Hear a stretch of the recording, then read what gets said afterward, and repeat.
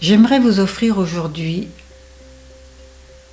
quelques conseils pour vous aider à vivre un deuil, période difficile, longue, avec des hauts et des bas.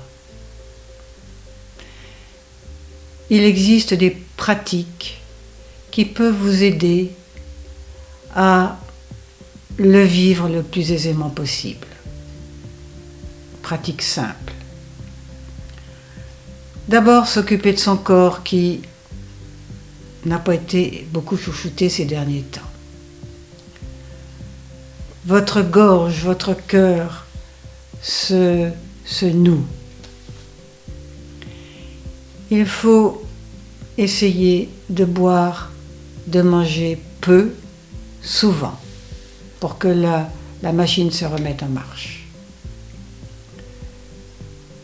Ensuite, je vais vous donner un exemple et vous allez vite comprendre. Si un poêle à bois est fermé, il s'étouffe, il n'y a plus d'air. Eh bien, pour notre corps, c'est la même chose. Il faut réapprendre à respirer. Donc, vous êtes assis, allongé, vous mettez vos mains non pas ici, mais sur le ventre. Si vous avez un chronomètre, vous le mettez à peu près à 5 minutes, plus ou moins, ça dépend des personnes. Et vous insistez sur l'expiration.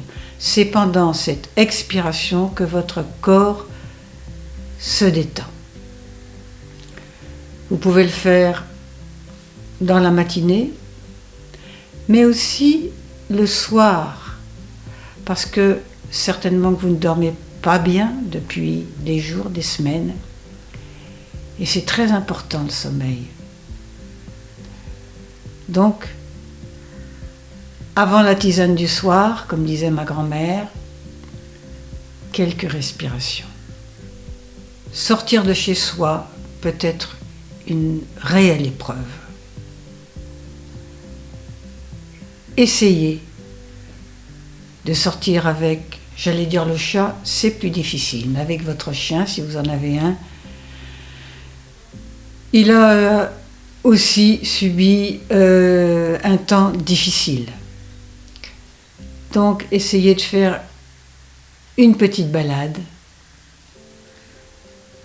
et vous verrez, ça vous fera du bien. Si vous avez un jardin, sortez. Moi, je sais que, comme tout le monde, j'ai des hauts et des bas.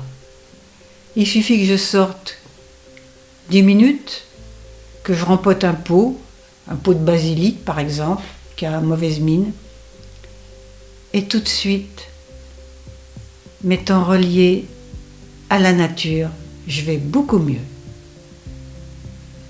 Du corps, on passe aux émotions que l'on a certainement refoulées. Si on résiste, parce qu'il faut résister devant les gens, surtout les hommes, un homme fort, ça résiste, ça pleure pas, elles persisteront. Il faut s'autoriser à pleurer. La vulnérabilité n'est pas une faiblesse, au contraire. Cette reconnaissance de cette vulnérabilité, c'est un peu comme un arbre qui va se plier pendant la tempête.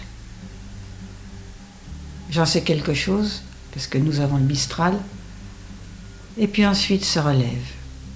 Vous pouvez faire face à votre chagrin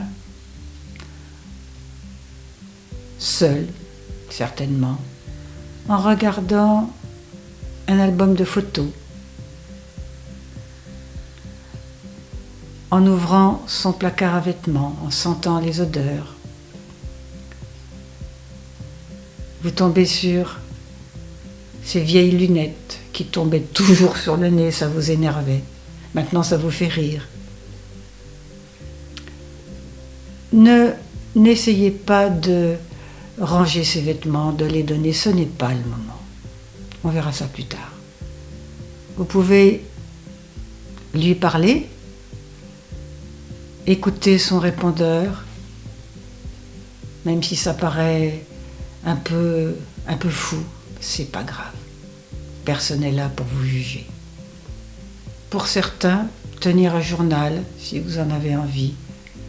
Vous pouvez exprimer vos émotions. Ces carnets d'écriture ou de peinture ou de collage, c'est bon de temps en temps de redevenir des enfants. Vous pourrez plus tard peut-être le partager et en rire même si on n'oublie jamais. Vous pouvez mettre en place un rituel. Un rituel n'est pas forcément religieux. Par exemple, sortir de la maison, si vous avez un jardin, mettre une bougie, seul ou avec des amis, une bougie, une prière, un poème, une photo, pour revivre ensemble des moments joyeux, profonds. Je me rappelle,